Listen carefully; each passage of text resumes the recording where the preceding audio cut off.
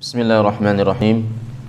Assalamualaikum warahmatullahi wabarakatuh. Alhamdulillahi rabbil alamin. Nahmaduhu wa nasta'inuhu wa nastaghfiruh. Wa na'udzu billahi min sururi anfusina wa sayyiati a'malina. Man yahdihillahu fahuwal muhtad wa man yudlil falan tajida lahu waliyan mursyida. Asyhadu an la ilaha illallah wahdahu la syarika lah wa asyhadu anna Muhammadan abduhu wa rasuluh. Allahumma alimna ma yanfa'una wanfa'na bima 'allamtana wa zidna ilman. Allahumma inna nas'aluka ilman nafi'an wa rizqan thayyiban wa amalan mutaqabbala.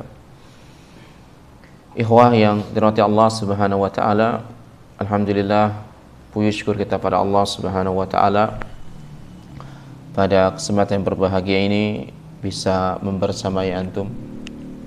Sudah lama kita tak bersua, ya kan? Lama kita tak berjumpa di tempat ini, Masya Allah.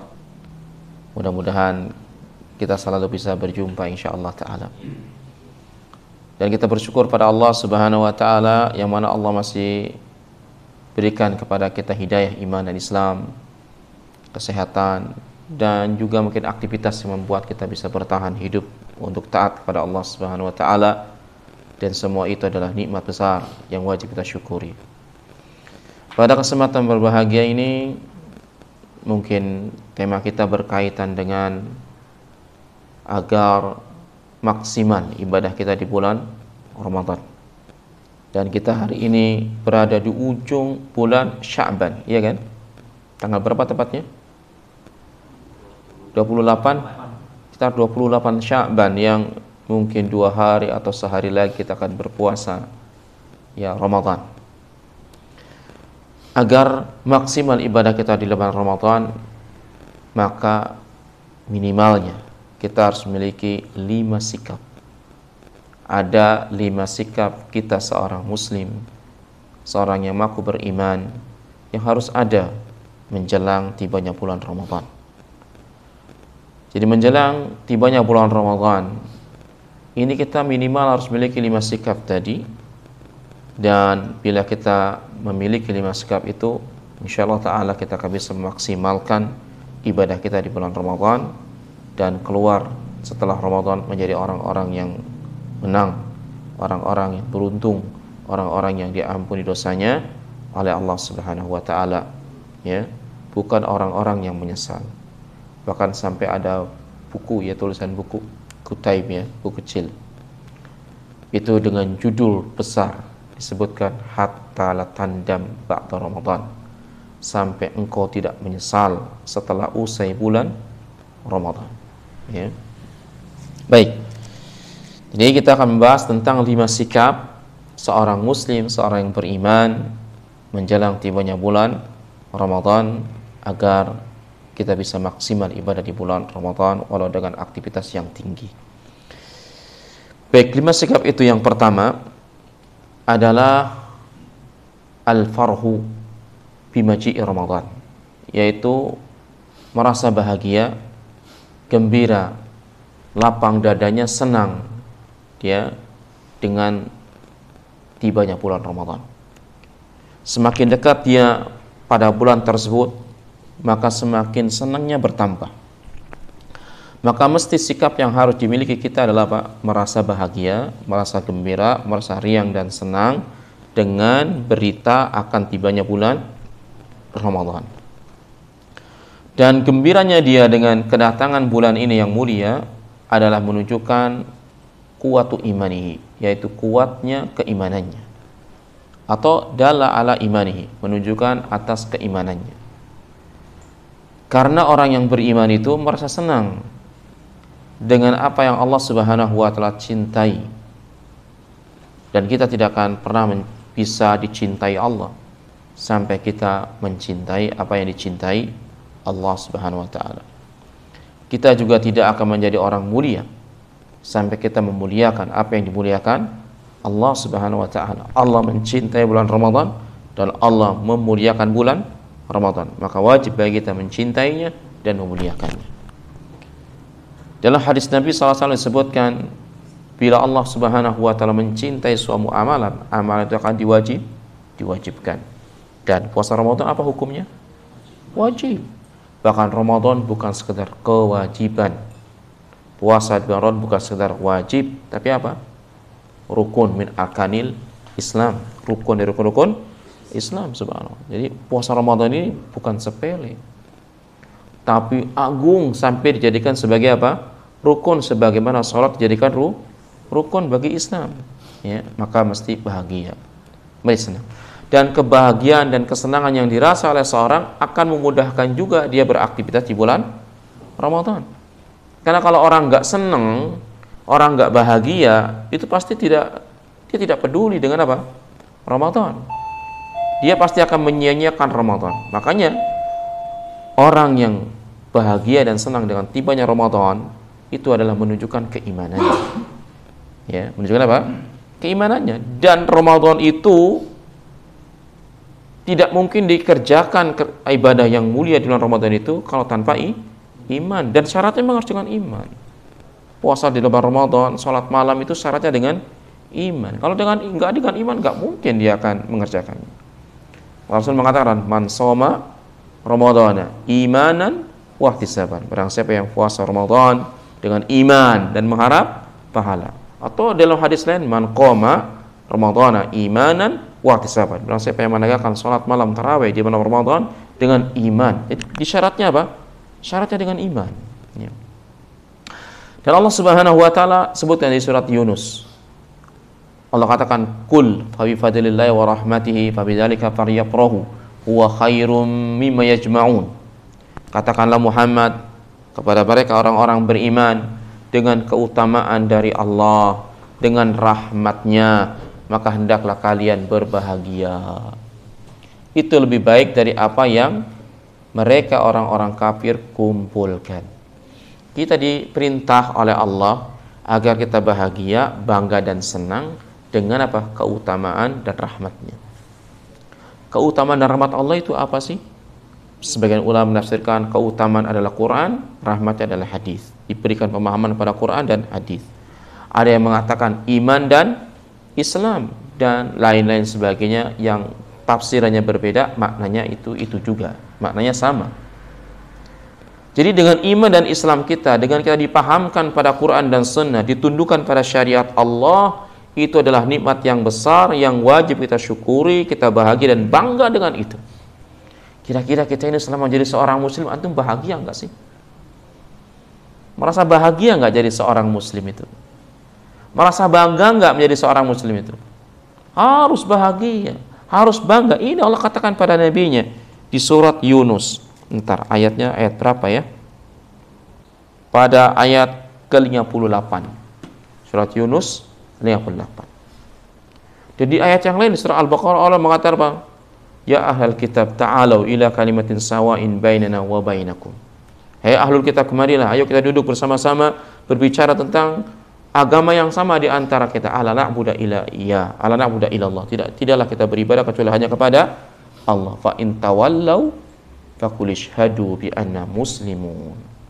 Kalau mereka berpaling, nggak mau menerima dakwah kita, nggak mau menyatukan kitab Quran dan Injil, maka katakanlah, sungguhnya aku seorang muslim. Harus bangga, saya seorang muslim. Ini loh agama saya, bangga. Ini Ramadan, ini adalah bulan utama, bangga. Pakaiannya, pakaian muslim, menunjukkan keislaman, tutur kata, menunjukkan keislaman. Itu orang yang merasa senang dan bangga dengan Islam. Dan kita harus bangga karena Nabi mengatakan al-Islamu ya'lu wala yu'la. Islam itu tinggi dan gak ada yang lebih tinggi dari Islam. Kenapa kita nggak merasa bahagia? Kenapa kita nggak merasa bangga dengan keislaman? Wajib bangga. Agama yang diridhai Allah, agama di sisi Allah hanya Islam. Kata Allah, huwa khairu mimma yajma'un. Itu lebih baik dari apa yang mereka kumpulkan. Orang kafir kira-kira ngumpulin apa di dunia ini? Harta doang. Itu nggak dibawa sampai dia mati. Berakhir, sudah tua aja berakhir mungkin. Sudah di kursi roda dia udahlah itu. Ya kan? Apalagi mati udah selesai. Ya. Kalau seandainya, kata Syekh Fauzan dalam khutbah mimbariyah beliau, kalau seandainya seorang muslim tidak diberikan kenikmatan dunia apa-apa kecuali iman dan Islam, lakafa, maka semua telah cukup baginya. Telah cukup baginya. Karena itu yang bisa membahagiakan seorang. Karena itu yang dengannya dia seorang mesti bangga kepada orang lain karena nikmat yang besar adalah nikmat iman dan Islam. Ternyata kan tidak mungkin Allah Subhanahu wa taala berikan iman dan Islam kepada kita kemudian tidak diberikan kenikmatan dunia. Setiap orang yang hidup di dunia akan diberikan kenikmatan dunia. Kita pasti bisa makan seperti mereka makan. Emang orang kaya berapa piring makannya? Orang yang punya duit itu, yang punya jet sendiri, punya lapangan sendiri, beli pulau, memang berapa piring mereka sama segitu-gitu juga. Iya kan? Subhanallah ya. Lagi pula kalau mungkin kalau kita makan bersama mereka, diundang mereka orang-orang kaya gitu, yang elit, makanan itu mewah dan enak. Tapi kadang buat kita nggak enak, ayam penyet bagi kita ya kan, dan beda. Memang Allah berikan kenikmatan yang berbeda. Yang penting sama-sama merasakan kenikmatan dunia. Tapi tidak semua orang diberikan kenikmatan akhirat, iman dan Islam, maka bersyukurlah. Maka bagian daripada keutamaan rahmat Allah adalah bulan Ramadan. Kita bisa maksimalkan semua aktivitas kita untuk taat pada Allah pada bulan Ramadan, walau tidak harus menyampingkan kehidupan dunia kita. Ya, maka sikap pertama apa? Harus adanya kebahagiaan, bangga dan riang ketika mendengar semakin dekatnya bulan Ramadan. Pertanyaannya, apakah setiap seorang muslim dan beriman merasa bahagia dengan bulan Ramadan? Enggak. Sebagian orang muslim itu yang ngaku muslim, ngaku beriman itu apa? Ketika datang bulan Ramadan berat, bahkan jengkel, mungkin bahkan merasa ini bulan masalah buat saya. Kenapa? Karena merasa aktivitasnya terganggu, mungkin bisnisnya merasa merosot, ya karena mungkin orang pada puasa, tapi kayaknya panahan gak pengaruh lah, kan gak dimakan ya kan. Gak pengaruh, tinggal strategi aja. Subhanallah ya. Sebenarnya kalau orang jual makanan nggak juga ya, malam orang bisa pernah makan tuh ya, mungkin omset sebagian, pokoknya atau aktivitas hawa nafsu kita yang terkekang di bulan Ramadan. Sesungguhnya bila seorang muslim, muslimat, beriman, laki-laki dan wanita yang dia sudah mukallaf, kemudian dia merasa terbebani dengan Ramadan dan merasa tidak nyaman, tidak bahagia, ini seperti puasanya orang anak-anak. Kita dulu waktu anak-anak kita kan, aduh Ramadan nih, nggak bisa main-main jauh, nggak bisa main berat, karena apa? Karena puasa tadi. Ya, ini harus kita miliki sikap pertama. Kalau antum ingin bisa maksimal beribadah di bulan Ramadan, harus bahagia dan senang. Kalau orang senang, orang bahagia, senang juga dia akan beraktivitas di bulan Ramadan. Kalau sudah nggak senang duluan, iya masalah ya, senang juga udah nggak ada, gimana mau beraktivitas? Bagaimana mau maksimal? Mungkin aktivitasnya udah malas gitu ya, gitu kan? Yang pertama. Yang kedua adalah ad-du'a. Yang kedua, iksaru du'a ilallah subhanahu wa ta'ala. Banyak doa kepada Allah subhanahu wa ta'ala dengan tibanya bulan Ramadan. Minimal kita berdoa pada 3 permasalahan yang utama. Ya, ada minimal kita berdoa kepada Allah pada 3 pokok ini. 3 doa pokok ini tidak boleh ditinggalkan. Yang pertama adalah, dan saya mengacu kepada muhadharah Syekh Shalih Utsaimin hafizahullah taala, satu pengajar di Masjid Nabawi. Dan itu ada, saya dapatkan tulisnya di Twitter beliau. Ada 3 doa utama yang harus dipanjatkan oleh kita ketika menjelang Ramadan atau di dalam bulan Ramadan. Nah, sekarang kita ini masih belum Ramadan. Maka doa yang harus kita perbanyak adalah minta kepada Allah agar kita disampaikan di bulan Ramadan. Oh Ustaz, ini kan sudah mendekat. Ya nggak apa-apa, orang kita belum sampai bulan Ramadan, belum tentu Allah berkenan kita berada di bulan Ramadan tahun ini kan. Minta sama Allah. Apa doanya? Allahumma ballighna Ramadan. Ya Allah, sampaikanlah aku di bulan Ramadan. Kalau salafus saleh, antum bisa baca di kitab atau browsing di internet dengan bahasa Arab atau bahasa Indonesia. Mereka itu 6 bulan sebelum Ramadan tiba meminta kepada Allah agar disampaikan di bulan Ramadan. 6 bulan itu apa? Menghitung ke belakang, Sya'ban, Rajab, apa? Jumadil akhir, Jumadil awal, Rabiul akhir, Rabiul awal, Rabiul awal ya. Rabiul Awal. Apa sih yang bulan ini? Berarti ya Safar, Muharram, Safar, Rabiul Awal. Mereka sudah minta dari Rabiul Awal. Subhanallah. Kita 2 hari ini mungkin belum. Antum-antum belum minta sama Allah ini, cuma mau 2 hari lagi nih. Masih ada kesempatan. Minta sama Allah agar Allah perkenankan kita hidup di bulan Ramadan. Ya, dengan kalimat ya bahasa Indonesia juga boleh, tidak harus bahasa Arab. Tapi kalau bahasa Arab pun mudah kan, karena sering kita dengarkan Allahumma balighna Ramadan. Bahkan sebagian ada ketika di bulan Sya'ban, Allahumma barakna fi Sya'bana wa balighna Ramadan. Ya Allah, berkahi kami di bulan Sya'ban dan sampaikan kami di mana? Di bulan Ramadan. Ya, ini yang pertama yang harus kita minta kepada Allah. Yang kedua, berdoa kepada Allah Subhanahu wa taala agar kita ditolong, dibantu oleh Allah dan dimudahkan oleh Allah bisa apa? Beraktivitas ketaatan di bulan Ramadan, terutama puasa, terutama salat malam dan seluruh amalan yang dicintai Allah Subhanahu wa taala. Kalau Syekh Utsaimin rahimahullah taala, beliau menulis dalam doa yang kedua dengan bahasa Arabnya. Allah alam ini tidak disebutkan hadis, tapi ini mungkin ucapan beliau mengatakan Allahumma a'anna fihi minal qiyami was siyam wa ma tuhibu min sairil a'mal. Saya mengatakan di antara doa yang dipanjatkan adalah Allahumma a'anna. Kalau a'anna itu buat kita barang, tapi kalau sendiri Allahumma a'inni, ya Allah tolonglah aku fihi, pada bulan Ramadan ini, apa? Anis siyami wal qiyam, dari puasa dan qiyam, salat malam, tarawih. Wa matuhibu min sairil amal, dan tolong juga seluruh amalan-amalan yang engkau cintai agar bisa dikerjakan. Karena ikhwatal iman, kita beribadah kepada Allah, kita mampu taat, kita mampu berbuat kebaikan itu tidak semata-mata karena kemampuan kita, tapi yang paling utama apa? Karena kasih sayang Allah, karena pertolongan Allah Subhanahu wa taala. Allah yang mencintai ketaatan, Allah juga yang mampu menggerakkan hati kita untuk ketaatan atau untuk kemaksiatan. Dan Allah sendiri yang mengatakan, Fad'uni astajib lakum, mintalah kepadaku maka aku akan menjawabnya. Maka minta kepada Allah Subhanahu wa taala agar kita apa?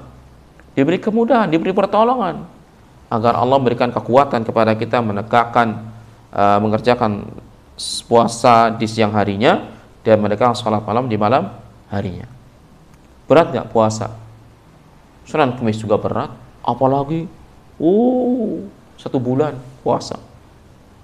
Kalau puasanya udah 5 hari, seminggu, oke, kita tancap ya kan, nggak tutup pun bos arseri nggak masalah ya kan, seminggu aja, sebulan nggak mungkin tutup ya kan. Subhanallah, berat itu. Ada nggak puasa dalam Islam yang diwajibkan oleh Allah Subhanahu wa taala ya yang lebih dari 1 bulan? Nggak ada. Ini dalam keadaan normal, manusia dalam keadaan sehat, manusia bukan dalam pelanggaran, manusia bukan dalam karena pelanggaran, manusia dalam keadaan normal diwajibkan oleh Allah, nggak ada yang lebih dari puasa bulan Ramadan. Tapi kalau antum melanggar, ada 2 bulan berturut-turut. Apa itu diantaranya? Antum hubungan badan sama istri di siang Ramadan, di antara kafaratnya apa? Puasa tuh 2 bulan berturut-turut. Yakin nggak sanggup lah, orang Ramadannya aja nggak sanggup. Berat kan? Ini dia ya. Jadi minta pertolongan Allah Subhanahu wa taala, jangan lupa. Bahkan Fadilatul Syekh Muhammad bin Shalih Al-Utsaimin rahimahullah taala, semestinya kata beliau, ini ada di syarah Al-Usul min Ilmu Usul. Bila kan punya kitab Al-Usul min Ilmu Usul, ini kitab apa namanya? Usul fikih. Dan ini alhamdulillah kita pelajari di Al-Qudwah di tempat saya. Ya, sama teman-teman. Nah, di syarah itu beliau mengatakan seharusnya antara ibadah kita dengan isti'anah, minta pertolongan kepada Allah, itu mesti berimbang. Tapi kenyataannya kebanyakan manusia, termasuk aku kata Syekh, masuk saya sendiri, itu kebanyakannya adalah banyak ibadahnya daripada minta pertolongan. Padahal Allah mengatakan iyyaka na'budu wa iyyaka nasta'in. Hanya kepadamu kami beribadah, hanya kepadamu juga kami apa? Minta pertolongan. Mestinya beribadah dan pertolongan apa? harus seimbang. Tapi kebanyakan manusia rata-rata apa? Ghalibu bi zihatil ubudiyah wa naqis bi juhul isti'anah. Kalau saya kebanyakan manusia itu banyak dari si ibadahnya tapi lemah dari sisi minta pertolongannya. Dan beliau mengatakan bahwa manusia di dalam masalah ibadah dan isti'anah ada 4 kelompok. Yang pertama adalah kelompok yang sama antara ibadah dan isti'anahnya. Ini yang diminta Allah Subhanahu wa taala. Ubudiyah dan isti'anah sama-sama. Allah mengatakan iyyaka na'budu wa iyyaka nasta'in. Yang kedua, orang yang lebih cenderung banyak ibadahnya daripada isti'anahnya, dan ini rata-rata manusia. Ya. Yang ketiga adalah orang yang kebalikannya, cenderung ada yang banyak isti'anahnya tapi lemah ibadahnya, tapi ini jarang. Yang keempat adalah orang yang kurang ibadah dan kurang isti'anah, dan ini orang yang merugi. Orang-orang yang lalai ya, orang yang lalai itu ibadah yang nggak ada, isti'anahnya juga tidak ada. Ya. Nah, penjelasannya saya mengatakan mestinya, kata beliau, ketika kita mau sholat, maka kita minta sama Allah pertolongan, ya Allah mudahkan aku dalam sholat. Kalau kita mau wudu, ya Allah mudahkan aku dalam berwudu. Setiap amal soleh itu minta kepada Allah isti'anah agar Allah Subhanahu wa ta'ala memberikan taufik kepada kita bisa melaksanakan itu. Apalagi puasa Ramadan yang dari awal sampai akhir bulan Ramadan harus sempurna. Ya, maka harus ini lebih kan berarti beban yang berat nih. Mesti kita lebih banyak minta pertolongan sama Allah Subhanahu wa taala. Di antara doa tadi, ya Allah tolonglah kami di dalam Ramadan ini agar bisa melaksanakan puasa dan menegakkan salat malam dan seluruh amalan yang kau cintai agar kami mampu melaksanakannya. Minta sama Allah. Ya, minta sama Allah. Karena kita sedang safar yang panjang. Antum pernah safar berjalan di muka bumi ini sebulan penuh? Pernah enggak? Ada perjalanan yang antum temu sebulan? Belum pernah kan? Imam Ghazali dalam Ihya Ulumuddin juga diringkas oleh Al-Imam Abdurrahman Ibnu Jauzi, juga diringkas lagi oleh Al-Imam Ibnu Qudamah dalam Mukhtasar Minhajul Qasidin. Beliau mengatakan was-safar safaron. Safar itu ada 2 jenis. Safarul abdan, safar badan, jasad, yaitu intiqalu min balad ilal balad, yaitu pindahnya dari satu negeri ke negeri yang lain, ke tempat yang lain. Ini kan safar badan kita, dan ini dibahas oleh pembahasan fikih. Adapun yang kedua, beliau mengatakan as-safarul qalbi, safarnya hati kita, min adna as-safirin ila malakutus sama. Beliau mengatakan perjalanan hati dari tempat yang rendah, yang terhina itu dunia, menuju kerajaan langit, yaitu surganya Allah Subhanahu wa ta'ala. Wa hadhihi huwa haqiqatus safar, dan ini adalah hakikat safar, kata Syekh. Jadi safar yang sungguhnya safar hati dengan ibadah kepada Allah Subhanahu wa ta'ala. Ini dibahas di ilmu akidah. Dibahas bagaimana dunia ini kan Rasul mengatakan seperti tempat persinggahan. Kita istirahat sejenak kemudian kita tinggalkan. Nah, kita sedang safar puasa selama sebulan, dan itu berat. Tidak mungkin kita akan maksimal kalau tidak ada pertolongan Allah, dan pertolongan Allah harus kita minta, ya. Ini doa yang kedua ya, yang harus kita panjatkan. Yang ketiga adalah doa yang ketiga. Ini doa yang ketiga, belum yang ketiga. Doa yang ketiga adalah kita minta sama Allah Subhanahu wa ta'ala agar kita dijadikan termasuk orang-orang yang diterima amalannya di bulan Ramadan. Dan kita meminta juga kepada Allah agar kita diselamatkan dari neraka. Shalih Utsaimin menyebutkan lafadznya, di sana disebutkan Allahumma ja'alna fi ramadhana minal mutaqabbilin wahtim lana bil itqi minan niran. Ya Allah, jadikanlah kami dalam bulan Ramadan ini termasuk orang-orang yang diterima amalannya, dan tutuplah Ramadan kami dengan dijauhkan dari neraka. Ya, karena selain kita minta beramal di bulan itu, kita juga meminta agar amal kita diterima. Rasul sendiri juga dalam doa pagi atau sore, kan doa pagi ya, mengatakan Allahumma inni as'aluka ilman nafi'an wa rizqan wa amalan mutaqabbala. Ya Allah, aku minta kepadamu ilmu yang bermanfaat, rezeki yang baik, dan amal yang diminta agar amal diterima. Ya, jadi terutama ini ketika sudah di bulan. Jadi Allahumma balik Ramadan sekarang kita berdoa ya. Kemudian kalau yang doa 2 dan 3 boleh sekarang, dari sekarang atau nanti di bulan Ramadan. Minta sama Allah Subhanahu wa taala agar kita termasuk orang-orang yang diterima amalannya di bulan Ramadan. Bahkan salafus saleh, selain mereka minta 6 bulan sebelum Ramadan disampaikan di bulan Ramadan, mereka juga minta sama Allah 6 bulan setelah Ramadan agar diterima amalan mereka di bulan Ramadan. 6 bulan setelahnya meminta sama Allah agar amalan mereka diterima oleh Allah di bulan Ramadan. Subhanallah. Ya, kita kan nggak sampai segitunya lah ya, karena memang kualitas iman kita juga berbeda. Tapi setidaknya adalah kita panjatkan sama Allah Subhanahu wa taala mengikuti mereka walau tidak sempurna. Ya, minta sama Allah agar diterima amalan kita di bulan Ramadan. Subhanallah. Terutama mungkin kita ketika di akhir-akhir Ramadan atau setelah akhir Ramadan, kita banyak berdoa itu. Ya Allah, terimalah amalan kami di bulan Ramadan dan jauhkan kami dari neraka. Ya, subhanallah. Karena apabila amalan diterima, dosa diampuni, kita dijauhkan dari neraka. Nah, doa ini kata Syekh Shalih Utsaimin, 3 pokok doa ketika Ramadan ini yang harus kita panjatkan sama Allah Subhanahu wa taala. Tentu bukan berarti membatasi, ya yang lain-lain kita minta sama Allah Subhanahu wa taala juga. Ya. Ini yang kedua ya kan, sikap yang kedua merasa bahagia, yang kedua apa? Berdoa. Yang ketiga adalah apa? Al-isti'dad, al-i'dad. Ya, memiliki persiapan. Memiliki perbekalan yang cukup untuk safar yang panjang, yaitu di bulan Ramadan, safar ketaatan di bulan Ramadan. Kalau kita orang mau pergian jauh, pasti apa yang dipersiapannya? Perbekalan yang cukup. Jadi ini disebutkan dalam pepatah Arab mengatakan apa? Man araba bu'da safari falyasta'adda. Barang siapa yang tahu jauhnya perjalanan, maka dia harus memiliki persiapan. Antum kalau mau pulang kampung apa harus siapin? Oh, macam-macam itu. Ya kan?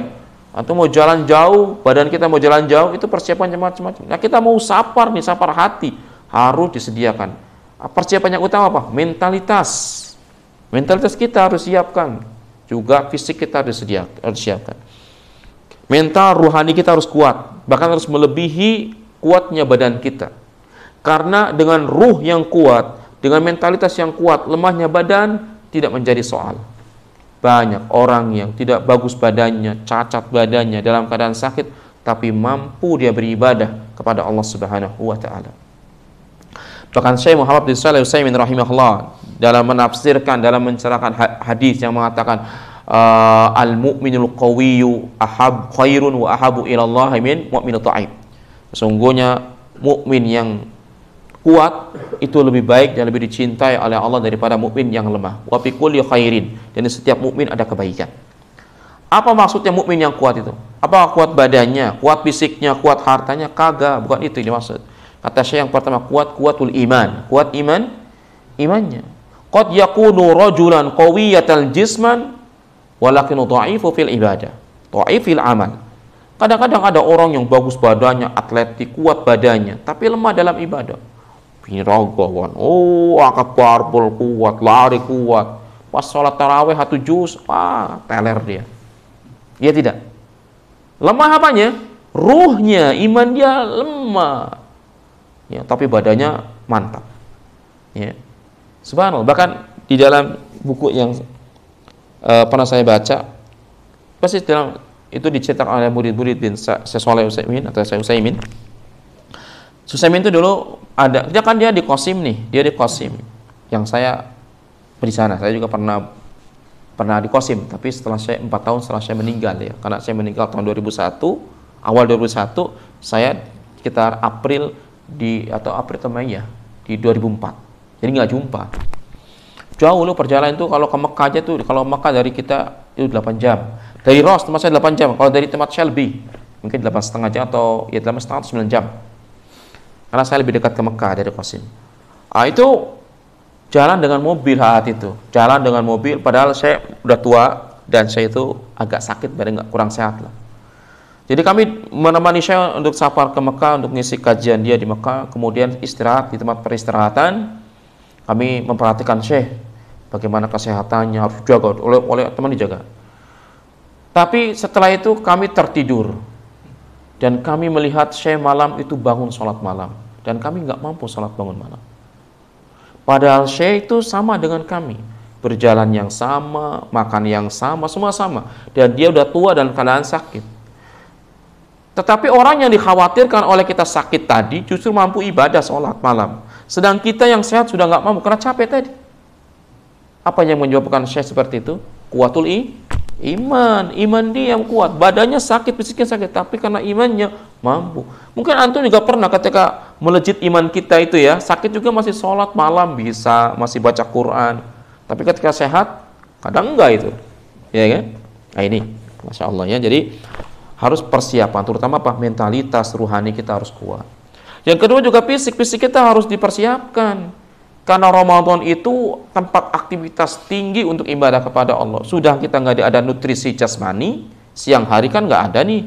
Ya kan, kalau tidak kuat nutrisi rohaninya, kita malas aktivitas. Apalagi antum bekerja mungkin di PT atau di perusahaan, ya kan? Bagaimana antum harus baca Quran dalam keadaan lelah itu? Harus dikuatkan fisiknya atau rohaninya terutama. Malam hari antum capek-capek juga harus apa? Sholat malam. Maka persiapan fisik kita dengan baik dan rohani kita lebih baik agar kita bisa apa? Maksimal ibadah di bulan Ramadan. Ya, karena kadang rohani kita pun kuat, pengen ibadah, pengen puasa, tapi memang nggak sanggup badannya, nggak bisa juga kan? Maka harus dipersiapkan jasmaninya juga. Ya. Dan segala sesuatu yang harus kita persiapkan termasuk harta yang kita miliki, karena ibadah di bulan Ramadan tidak semata-mata ibadah hati, tidak semata-mata ibadah fisik, tapi ada ibadah harta. Nabi SAW itu orang dermawan, tapi ketika tiba bulan Ramadan semakin dermawan, bahkan lebih dermawan dari hembusan angin. Gimana? Angin itu kan berhembus terus, itu lebih royal lagi.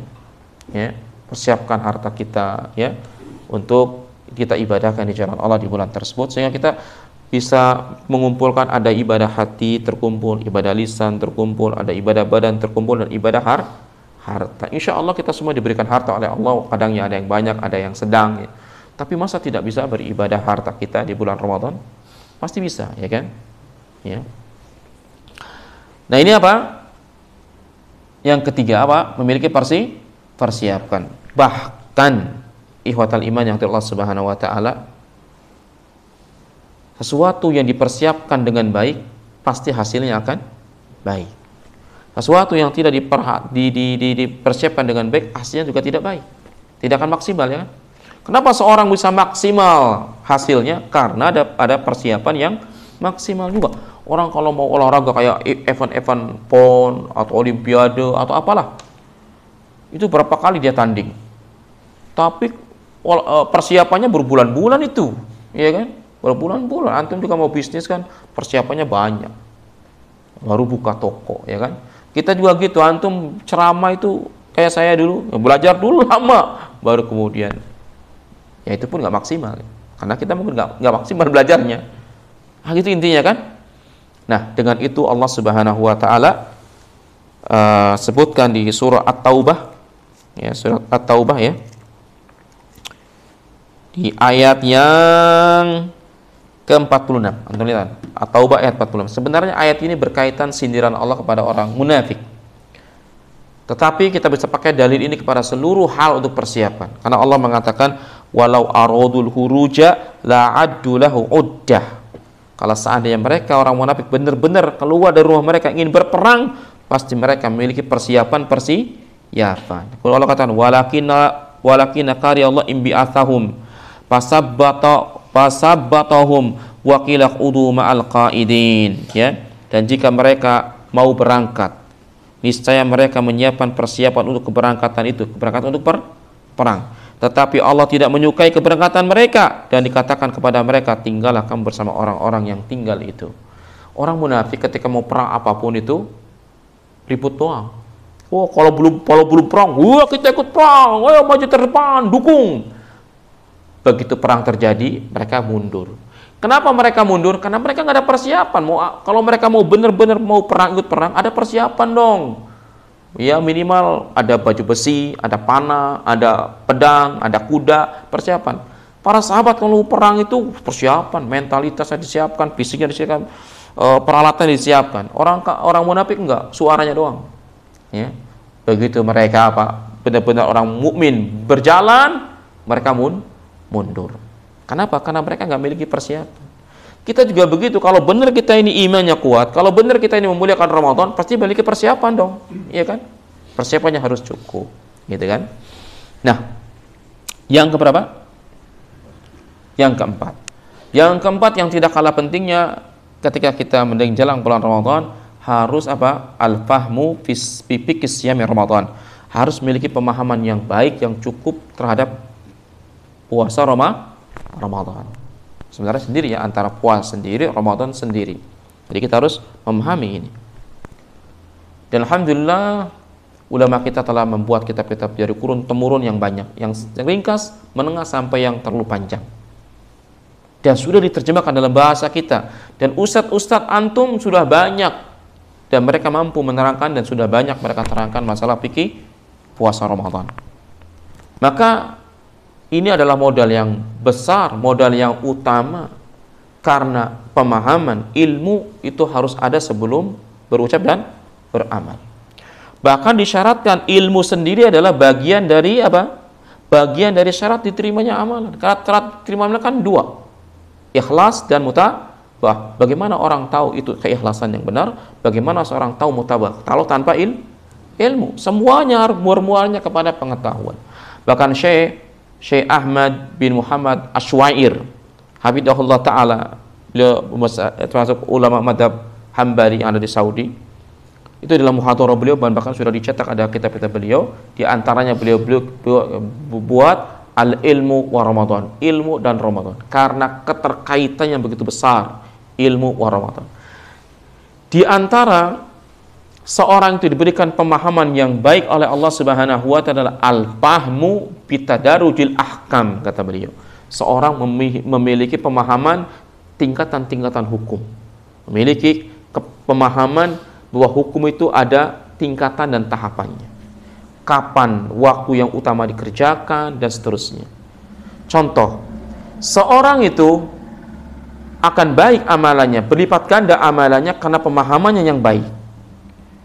Karena kadang ada suatu waktu yang ibadah itu baik pada waktu itu, tidak pada waktu yang lain.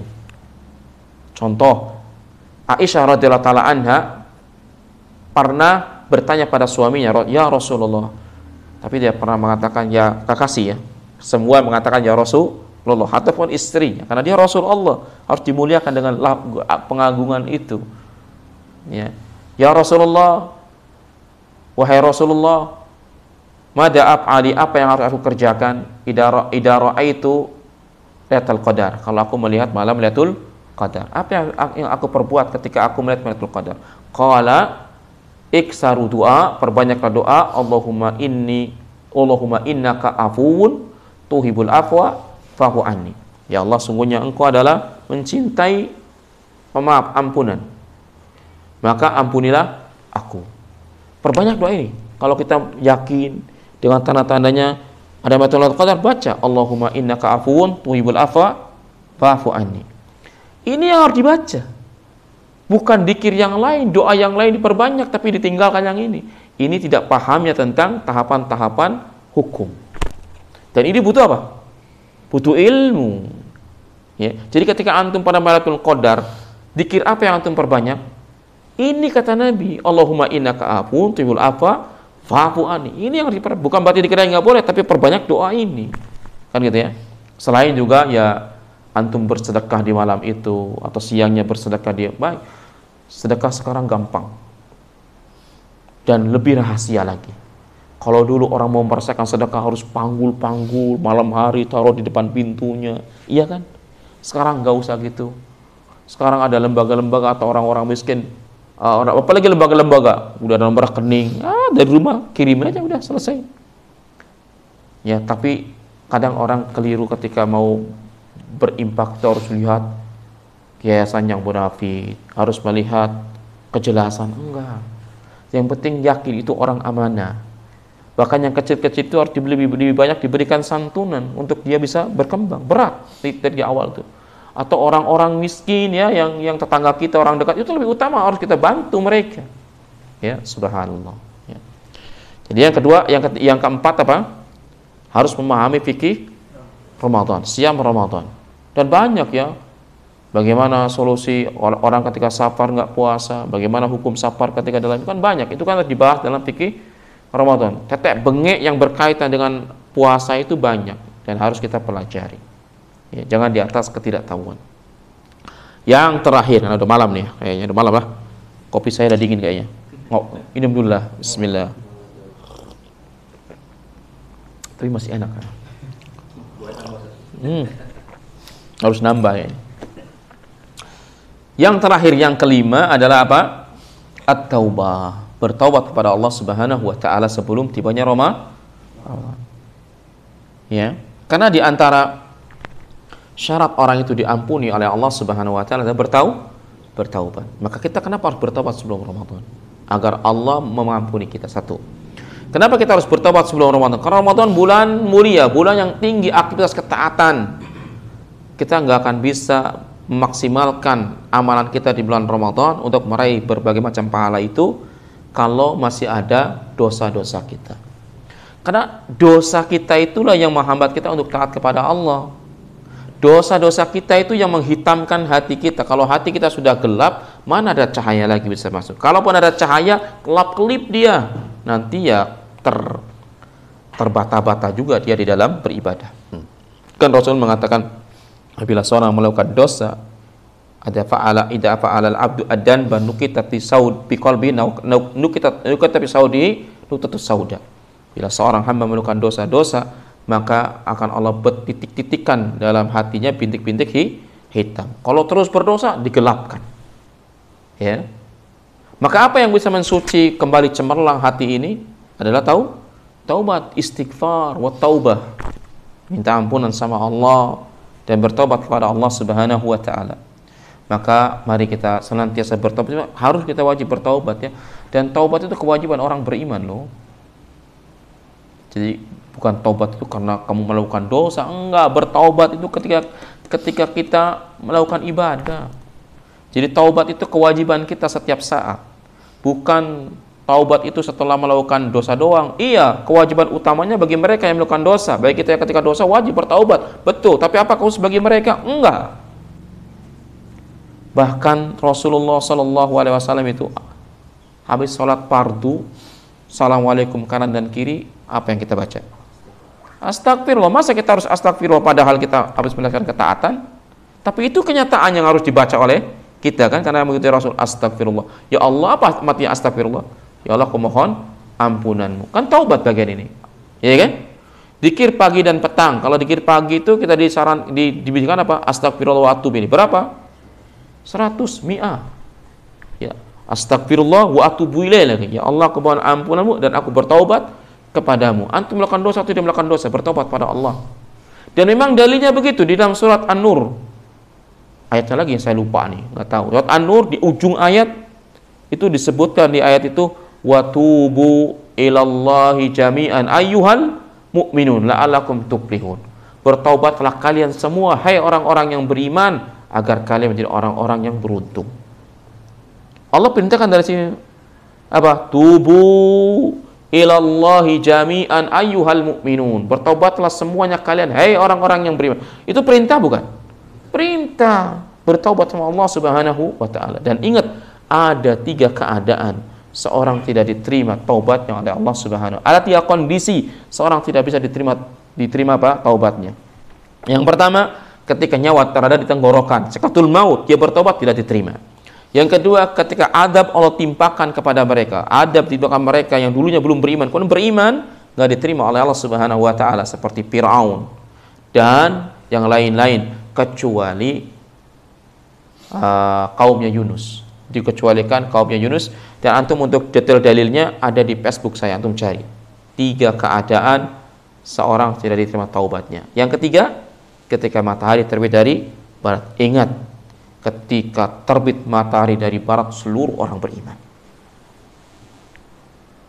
Ya, Hari ini semua mengingkari Islam. Ketika matahari terbit dari barat, seluruh orang beriman yang sebelumnya tidak beriman saat itu, tapi tidak diterima. La yang fa'u imanuhum, tidak bermanfaat iman mereka yang sebelum mereka tidak beriman, karena seluruhnya akan beriman. Ya, maka memang taubat itu adalah kasih sayang Allah pada orang beriman. Ya. Selain juga disebutkan di surat At-Tahrim, ya ayyuhalladzina amanu tubu ilallahi taubatan nasuha. Orang-orang yang beriman, bertaubatlah kalian kepada taubatan yang benar. Asa ayyukafir ankum sayyi'atikum wa yudkhilakum jannah. Semoga Allah dengan taubatmu itu Allah ampuni dosamu dan Allah masukkan surga, dan oleh Allah surganya, ya. Jadi ikhwatal iman yang dirahmati Allah Subhanahu wa taala, 5 sikap ini yang harus kita perhatikan dengan baik. Maka insya Allah ta'ala kita akan bisa memaksimalkan semaksimal mungkin, ya, ibadah kita di bulan Ramadan, sehingga kita mendapat gelar oleh Allah minal faizin, termasuk orang-orang yang menang, orang-orang yang beruntung. Kapan kita menang dari Ramadan? Bila kita keluar dari Ramadan dengan predikat ampunan Allah Subhanahu wa ta'ala. Demikian mungkin yang bisa saya sampaikan dalam kesempatan berbahagia ini. Mohon maaf dari salah dan hilaf, mudah-mudahan bermanfaat. Kalau ada pertanyaan dipersilakan. Sebelum saya buat pertanyaan ada kuis nih. Ya, alhamdulillah, ya.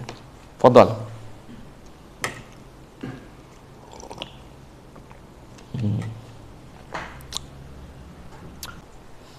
Kait ini mungkin bisa dibilang tradisi Nah. di negara kita, ya. Maafan sebelum Ramadan. Nah. Pernah dengar itu hadis tentang maafan sebelum Ramadan, ada yang bilang palsu atau Nah.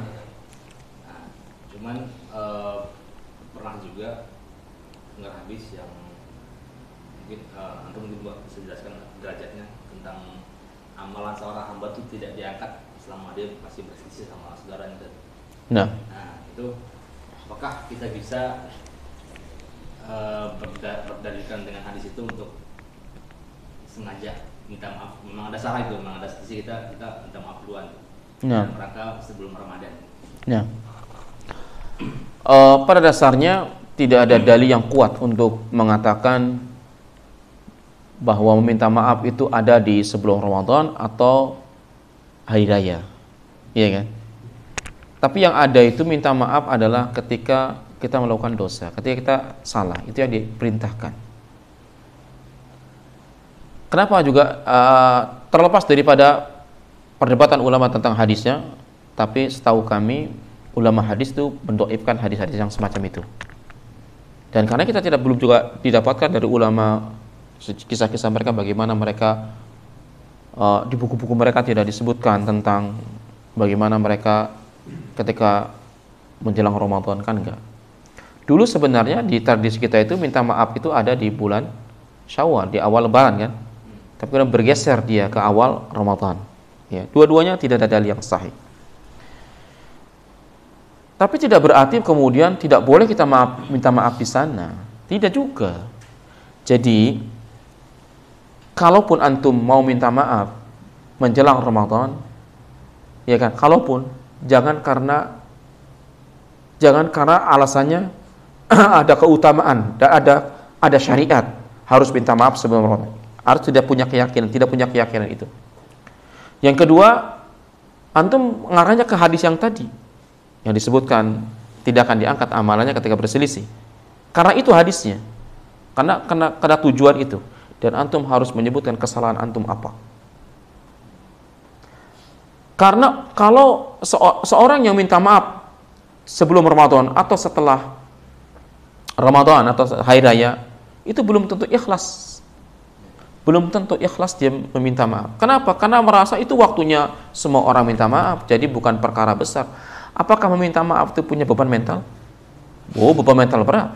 Kita harus merendahkan diri kita kepada orang, karena seorang itu yang benar minta maaf keluar dari hatinya takut kepada Allah, maka dia betul-betul merengek kepada orang yang didoliminya agar dia bersedia untuk memaafkannya. Bisa nggak maaf itu? Maaf bukan sekedar minta maaf ya, salaman, enggak. Tapi dengan hati, dengan penuh harap agar orang itu memaafkannya. Kira-kira orang-orang yang minta maaf sebelum Ramadan kayak gitu enggak? Enggak. Bahkan mudah mereka minta maaf karena merasa tidak ada beban. Karena waktu itu mau orang benar mau orang salah minta maaf. Iya kan? Ini enggak ada kualitasnya. Kayak antum mau sedekah, kenapa saya antum juga mungkin demikian? Kalau ada uang 1.000, sekarang uang 1.000 remeh enggak? Remeh, apalagi koin, ya kan? Enggak berguna. Saya pun gitu, uang koin nyemak-nyemak aja, ya kan? Antum kira-kira ngasih 2.000 pakai koin, 1.000 pakai koin, ikhlas nggak? Di atas keikhlasan bahkan kalau bisa, kasih aja. Iya. Ketika antum, kenapa bisa ikhlas itu? Apakah itu betul ikhlas? Belum tentu. Kenapa kita mudah memberikan uang yang koin 1.000-an itu kepada orang? Kalau ada 10.000 kita kasihkan semua kalau bisa. Kenapa begitu mudahnya? Bukan karena keikhlasan, karena kita merasa remeh itu barang. Padahal Allah mengatakan dalam juz kedua ya, lan tanalul birra hatta tunfiqu mimma tuhibbun. Sekali-kali kamu tidak akan mendapatkan kebaikan dari apa yang kamu infakkan sampai menginfakkan apa yang kamu cintai. Kita ini mencintai 1.000-an kan, koin 500-an, 200-an, mencintai nggak? Enggak. Jadi kenapa kita begitu mudah nggak mengingat-ingat lagi? Karena kita merasa hina ini barang, merasa remeh. Ya, itu tidak ada nilainya di hadapan Allah Subhanahu wa Ta'ala. Begitulah orang minta maaf pada waktu itu, ditetapkan waktunya, itu remeh aja, nggak punya beban, nggak punya apa namanya, bahkan dianggapnya tradisi seperti itu nggak ada kualitasnya. Ya, maka kalaupun ditakdirkan harus ini, maka dengan dalil tadi dan agar memudahkan amal kita ya, dan harus disebutkan dosanya. Ya Allah, ya fulan, bukan saya minta maaf begitu aja, ya fulan, saya dulu pernah mendolimu ini kalau ya, tolong maafkan saya. Dari hati yang ini ya, memberikan hadiah, berikan kebaikan orang itu agar orang itu apa? Menerima dengan lapang dada, gitu kan. Makanya Rasulullah SAW sendiri yang mengatakan orang yang memberi maaf orang lain adalah kemuliaan, mulia dia. Jadi bukan kehinaan, memaafkan kesalahan orang adalah mulia. Bahkan Allah menyebutkan min alamatit taqwa. Di antara alamat ketakwaan adalah yunfikuna fis syara'i wal dharra wal kadhimil ghaidha wal 'afina 'anil nas wallahu yuhibbul muhsinin. Ada di surat Ali Imran 134. Allah mengatakan di antara takwa adalah orang yang menginfakkan hartanya dalam keadaan lapang, dalam keadaan susah, yang mampu menahan amarahnya, dan orang yang mampu memberikan maaf atas kesalahan orang lain kepadanya. Dan Allah mencintai orang-orang yang berbuat kebaikan, memberikan maaf, menahan amarah, berinfak termasuk kebaikan. Subhanallah. Rasul mengatakan apa namanya? Dalam hadis Rasul mengatakan apa? La yazadullahu abdan bi afin illa izan. Tidaklah Allah akan menambahkan pada seorang hamba dengan pemaafnya kecuali kemuliaan. Dan Allah mengatakan dalam Quran, innal izzata lillahi jami'an. Sungguhnya kemuliaan hanya milik Allah. Subhanallah. Itu ya. Jadi demikian, Allahu a'lam. Nah. Waalaikumsalam warahmatullahi wabarakatuh. Yang anda tanyakan kan pernah dengar ada keutamaan salat taubat di bulan Ramadan. Nah. Itu apa ada atau enggak ada? La ghair mawjud, tidak ada. Salat taubat itu diikhtilafkan ulama tentang pendalilannya, apakah sahih atau tidak. Tapi mayoritas ulama mengatakan dalilnya kuat, artinya derajatnya naik, hasan lah minimal ya, kehasannya diterima. Jadi kapan seorang itu disyaratkan salat taubat? Kalau dia ada dosa. Jadi ketika antum melakukan dosa, maka salat taubat dan bertobat saat itu. Bukan berarti tiap hari kita kan merasa bersalah, tiap hari dia salat taubat. Enggak. Ketika kita ada perbuatan yang memang melakukan dosa, ya terutama dosa besar, maka kita apa? Di antara taubatnya melakukan sholat taubat, kemudian bertobat menyesal, dan syarat-syarat taubat tadi syarat taubat dipenuhi. Apa syarat taubat itu? Pertama, ikhlas karena Allah niatnya. Yang kedua, ada penyesalan yang dalam. Yang ketiga, berazam tidak mengulangi perbuatan yang sama. Berazam ya, bukan tidak harus mengulangi perbuatan yang sama, enggak. Berkeinginan kuat untuk tidak melakukan perbuatan yang sama. Yang keempat, kalau berkaitan dengan hamba, wajib minta maaf dan mengembalikan haknya. Kemudian yang kelima, harus menepati waktunya, karena ada 3 waktu taubat tidak diterima tadi, ya.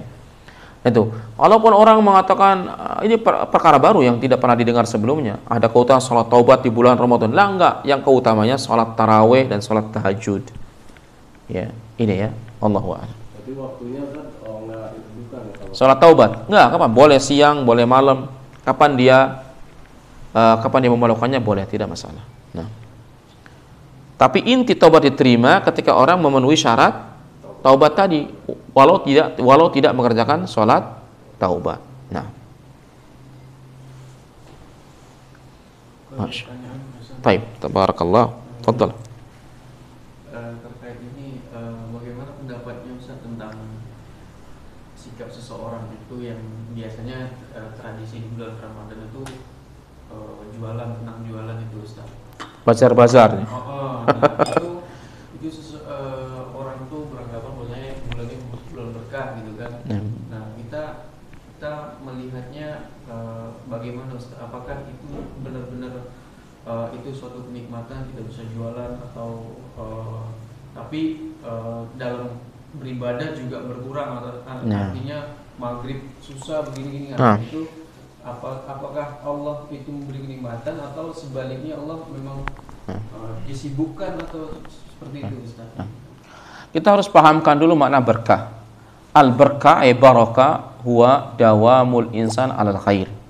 Berkah itu adalah definisinya seorang di dalam kebaikan yang terus menerus. Jadi orang dikatakan berkah itu apa? Ketika dia diberikan kebaikan yang kontinu. Atau juga berkah itu apa? Ketika seorang bermanfaat dengan keberadaan dia bisa memberikan manfaat pada orang lain. Contoh seperti Al-Muqayyim dan Wabilus Sayyib, Syekh Muhammad bin Wahab dalam kitab Qawaidul Arba itu berdoa kepada muridnya, ayaj'alaka mimma mubarakan aynama kunta. Semoga Allah memberikan keberkahan kepadamu dimanapun engkau berada. Maknanya apa? Keberkahan di sini kebaikan yang kontinu dan bisa memberikan manfaat pada orang lain, itu berkah. Adapun tentang pemahaman sebagian orang bahwa berkah itu adalah karena menghasilkan omset yang besar ataupun dunia, ini tidak benar. Bukan itu makna berkah. Karena seorang itu berkah bisa dengan ilmunya, berkah dengan amalannya, berkah dengan yang lain-lain. Ya.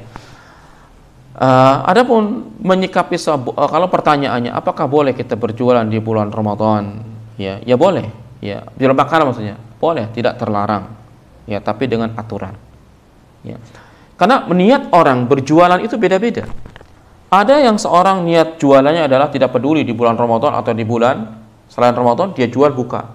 Maka ini dosa baginya. Maka baginya dosa. Boro-boro keberkahan, ini dosa. Tapi ada orang yang jualan makanan karena memang dia biasa jualan makanan. Ya. Kalau dia tidak jualan makanan, nggak bisa menutupi kehidupan rumah tangganya. Kemudian dia jual buka bebas. Dari pagi sampai yang makan siapa, pasti ini pun dosa juga. Dosa juga, karena itu tidak boleh kan. Kemudian ada yang orang jualan bebas waktunya, tetapi ditetapkan pemerintah karena di tempat-tempat orang musafir.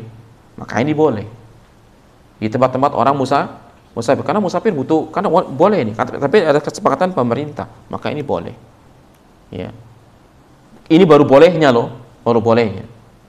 Kemudian yang jadi masalah bagi kita adalah bagaimana bazar-bazar Ramadan yang dilakukan oleh kita atau kawan-kawan kita kaum muslimin, yang mereka meraup keuntungan besar dari sisi dunia ketika Ramadan. Pada asalnya yang seperti ini boleh-boleh saja.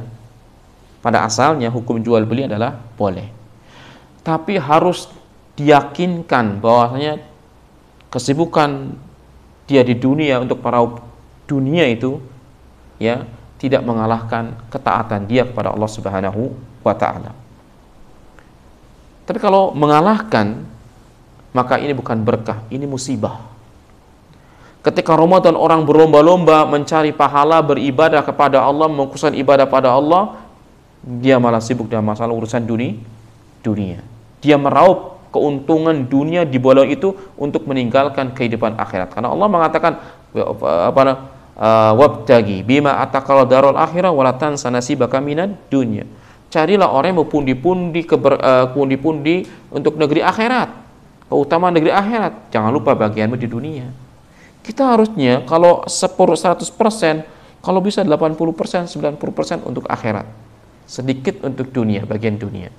Nggak boleh 50-50. Ya, harus lebih besar porsi akhirat. Karena Allah mengatakan, wabtaghi bima ataka daral akhirah. Ya. Nah, ketika orang sedang taat dan seterusnya, justru kita enggak. Coba bayangkan juga, antum perhatikan kalau orang buat makanan itu memang prosesnya cepat. Belanja jam berapa, masak jam berapa, dijajakan jam berapa. Jajakan proses orang panjang. Kira-kira ninggalin kebaikan nggak? Itu yang harus diperhatikan. Jadi tergantung niat dia, kemudian dalam prakteknya itu kira-kira mengalahkan ibadahnya apa enggak? Mengalahkan ibadahnya apa? Enggak. Dan itu kembali kepada pemahaman dia, kembali kepada iman dia. Kadang orang, ya sudahlah. Kadang orang ada kok, di bulan Ramadan dia jualan pagi untuk mempasai orang sarapan pagi. Ini kilatul iman. Ya, sedikit imannya atau karena kebodohan dia. Dengan alasan keluarga saya nggak makan. Masa iya sih? Selama 11 bulan, masa tidak bisa? Kalau seandainya kan kita tahu seorang beriman nih, ini kan Ramadan mau tutup lah makanan, jual makanan kan, bagaimana dia bisa tutup Ramadan? Atau jualannya pas sore, betul, orang berbuka kan boleh ini, iya kan? Mestinya 11 bulan tuh dia harus punya anggaran untuk disisihkan untuk satu puasa. Kita kerja 11 bulan, menyisihkan untuk satu bulan nggak mampu. Mestinya kan bisa, ya. Ini siang, pagi, siang dia buka, orang makan, tidak peduli siapa yang datang. Kan nggak mungkin orang, kamu Islam nggak? Kamu ada udur puasa, kan nggak mungkin itu.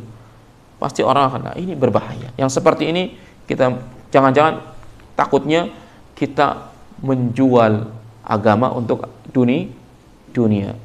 Ya, man yabi adinahu bi aradi minad dunya. Barang siapa yang menjual agamanya dengan dunia, ini binasa. Ya. Jadi ini harus diperhatikan dengan baik ya. Allahu a'lam. Baiknya cukup pertanyaan karena sudah malam. Kita bikin kuis. Apa bikin kuisnya? Yang mana dulu nih? Yang besar dulu lah pertanyaannya. Pertanyaannya adalah, ada berapa doa tadi yang utama yang harus kita minta sama Allah Subhanahu wa taala? Ada berapa? Nah, tiga. Apa aja? Yang pertama, minta pertolongan untuk bisa nyampe ke Ramadan. Nah, yang kedua, persiapan. Yang kedua, minta kesehatan untuk dikuatkan fisik dan rohaninya dan Ramadan. Untuk kegiatan di Ramadan. Nah, yang ketiga? Yang ketiga, ampunan. Minta ampunan dari semua segala. Nah, tafadhol. Barakallahu fiik. Wah, ini yang besar makanya dipersulit ya. Sekarang pertanyaan berikutnya. Ada 3 waktu taubat tidak diterima. Apa aja? Fadhol. Ada 3 waktu doa taubat seorang tidak diterima. Dalam keadaan apa? Ada 3. Apa aja? 3 juga. Yang pertama dalam keadaan apa? Siapa yang mau jawab? Nggak ada yang mau jawab. Malu-malu.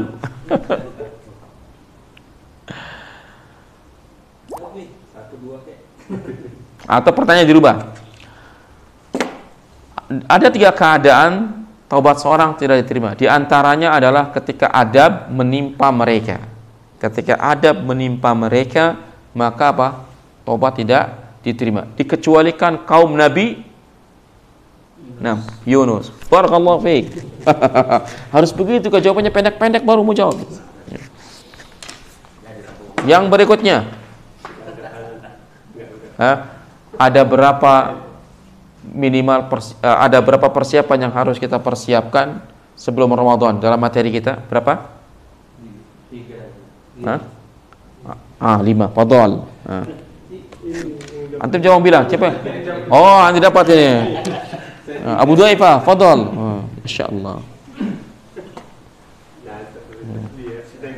Nah, barakallahu fiik.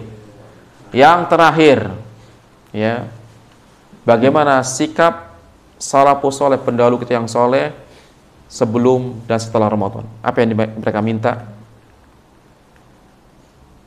Nah, Berdoa, Ustaz. berdoa apa? Yang pertama itu doanya minta disampaikan.